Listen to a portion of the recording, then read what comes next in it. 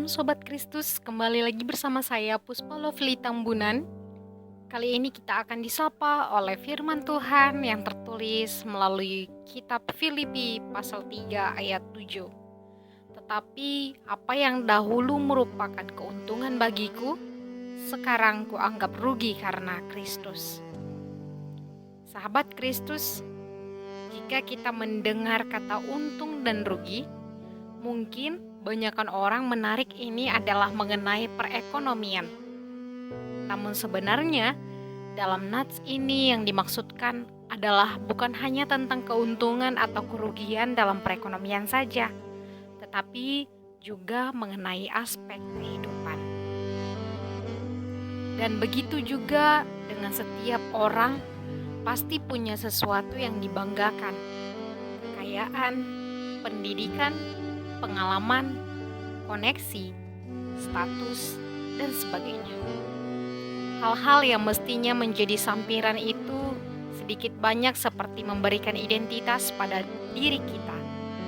Jika tak hati-hati, siapa diri kita akan ditentukan oleh apa yang ada dan melekat dalam diri kita. Mari sama-sama kita saksikan cuplikan video. Saya pemakai narkoba dari tahun 98 sampai 2014 tuh, itu udah luar biasa tuh. Udah hampir setiap hari pakai. Hidup juga udah gak ada artinya menurut saya. Ego yang ada, gak pernah mikirin orang. Keluarga yang penting udah saya cukupin, ya udah. Gak ada rasa sayang, gak ada. Itulah, narkoba ini membuat saya punya hidup sendiri, dunia sendiri. Awalnya saya lagi polisi datang, saya tahu, saya lihat CCTV. Saya gak ada rasa takut di situ. Si polisi nanya, lu tunjukin barangnya mana, lu gua bebasin.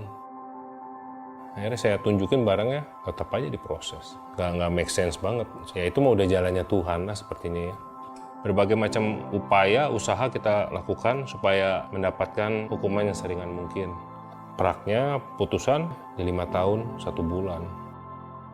Pas lagi mau saya ditransfer ke rutan, wah tegang juga nih saya dengan ada si pelapor sudah ada di rutan. Pas waktu datang, wah saya ngeliat si pelapor ini dan bawa teman-temannya dia, seolah-olah kayak yang mau mukulin saya gitu. Tapi di saat saya bersamaan juga ada teman saya lagi yang baru saya kenali saat itu, dia datang malah menghampiri saya, nggak usah takut, udah kamu merangkul saya, anggap aja kita udah kenal lama nih, biar mereka lihat kalau kamu teman saya. Kenal juga enggak, tapi setidaknya saya di situ udah ada yang protek gitu. Abang saya ini yang saya baru kenal lagi pertama saya masuk, saya dikunjung hampir tiap hari lagi tuh. Dekat sama kita, seolah-olah kayak bodyguard saya. Padahal saya nggak minta gitu, nggak mengharapkan. Jadi ini orang kok mau protek saya dengan begini banyak caranya luar biasa. Dia dihukum 14 tahun.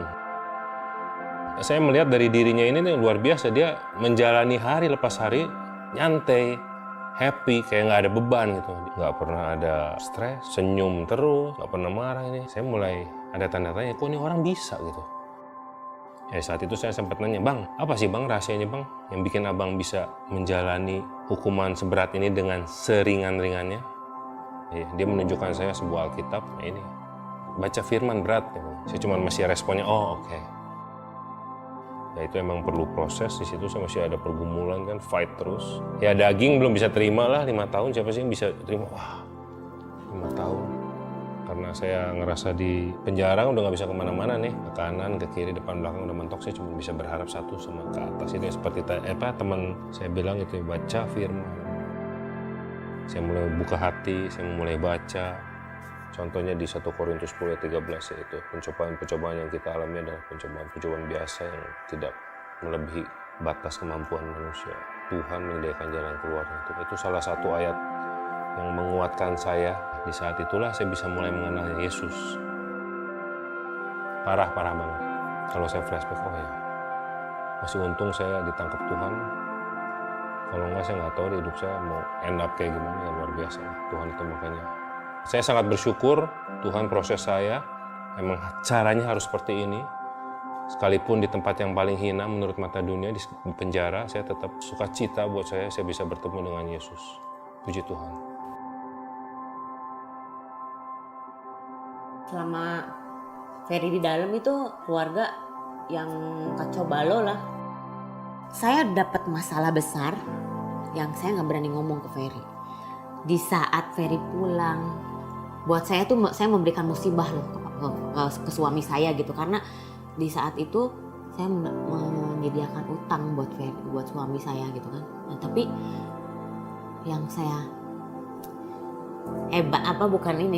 terharu yang ngedengarnya gitu kan, maksudnya ini luar biasa loh Ferry. Di saat dikasih masalah seperti ini, dia hanya bilang gak apa-apa, Tuhan cukupi kok gitu. Saya yakin kalau ini Ferry yang dulu udah bukan dimaafin lagi, kayaknya udah cerai deh, lu nggak pantas jadi istri gua gitu. Itu Ferry dulu mungkin ya, tapi yang sekarang dia bilang udah, kamu sabar, ayo kita bareng-bareng berdoa, ayo kamu harus percaya kamu sama Tuhan, kalau Tuhan pasti akan menyelesaikan semua itu. Tapi saya minta sama kamu, dia bilang gitu, buka hati kamu buat Tuhan.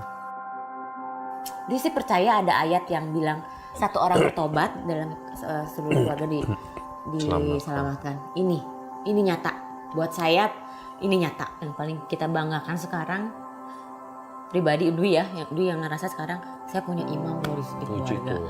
Karena yang dulu nggak pernah mengenalkan apapun kebaikan di dalam hidup kita gitu ya, sekarang wow gitu.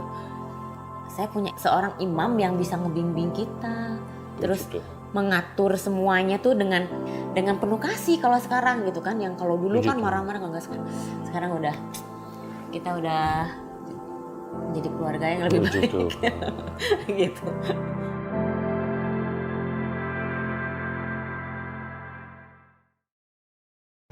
Rasul Paulus adalah sumber motivasi dan teladan kita, terlebih lagi bagi para pelayan Tuhan.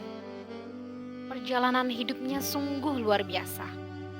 Hidupnya berubah drastis dan radikal setelah pertemuannya dengan Kristus secara pribadi. Paulus menjadi pemberani dan penuh semangat memberitakan Injil. Tantangan, cobaan, penderitaan dan aniaya tidak menggoyahkan dan melemahkan imannya untuk melakukan yang terbaik bagi Tuhan. Ketika berada di tengah-tengah jemaat Filipi, Paulus menyatakan dirinya di dalam Kristus. Dia sangat bangga dengan kebedaannya sekarang.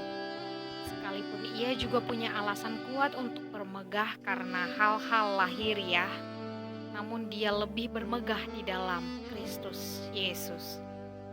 Paulus berkata, apa yang dahulu merupakan keuntungan bagiku, sekarang kuanggap rugi karena Kristus.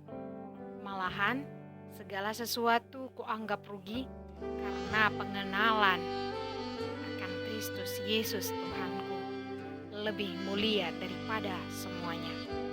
Oleh karena dialah aku telah melepaskan semuanya itu dan menganggapnya sampah supaya aku memperoleh Kristus. Filipi pasal 3 ayat 7 dan 8. Dari pengakuan Paulus tersebut dapat terlihat jelas adanya perbedaan dan perubahan kehidupan Paulus yang lama dan Paulus yang baru. Bagi Paulus, masa lalunya yang mungkin sangat hebat, membanggakan, disegani dan dihormati orang, ini hanyalah seperti sampah belaka dan merupakan kerugian baginya setelah ia mengenal Tuhan Yesus Kristus. Kebanggaan Paulus sekarang adalah hidup yang dia jalani sekarang, di mana dia terus berjuang dengan tekun mengerjakan panggilan kudusnya. Maka inilah katanya, aku melupakan apa yang telah di belakangku dan mengarahkan diri kepada apa yang di hadapanku, dan berlari-lari kepada tujuan untuk memperoleh hadiah, yaitu panggilan sorgawi dari Allah dalam Kristus Yesus. Filipi pasal 3 ayat 13 hingga 14. Paulus benar-benar menjadi manusia baru di dalam Kristus. Demikian pula kita yang telah ditebus dengan darah Kristus adalah ciptaan baru, yang lama sudah berlalu, sesungguhnya yang baru sudah datang. 2 Korintus 5 ayat 17. Maka sudah seharusnya ada perubahan hidup yang sungguh-sungguh nyata. Namun banyak orang Kristen hidupnya belum berubah dan menjadi batu sandungan orang lain. Paulus dalam perjalanan hidupnya mengalami pengalaman yang sedemikian mengubahkan, sehingga segala macam sampiran hebat pada masa lalu kini baginya adalah sampah. Bahasa asli yang dipakai Paulus ialah kotoran. Penyebab perubahan itu ialah pengenalan akan Kristus. Namun demikian, Paulus tetap sadar bahwa pengalaman itu adalah ketidaksempurnaannya. Bukan seolah-olah aku dapat juga menangkapnya. Pengalamannya dengan Tuhan tidak membuatnya sombong ataupun takabur. Bukan karena ia telah menangkap Kristus, melainkan justru karena ia telah ditangkap Kristus. Paulus juga tak ingin dipenjara oleh pengalaman rohani hebat masa lalu. Baginya, hidup rohani berarti berjalan maju menapaki masa kini menuju masa depan. Lalu, bagaimana dengan kita? Apakah kita hanya larut dalam kebanggaan kita pada masa lalu? Apakah kita sadar penuh bahwa kita mesti selalu berjuang dalam anugerah Allah untuk makin lama mengenalnya? Kiranya teladan Rasul Paulus meletakkan kehausan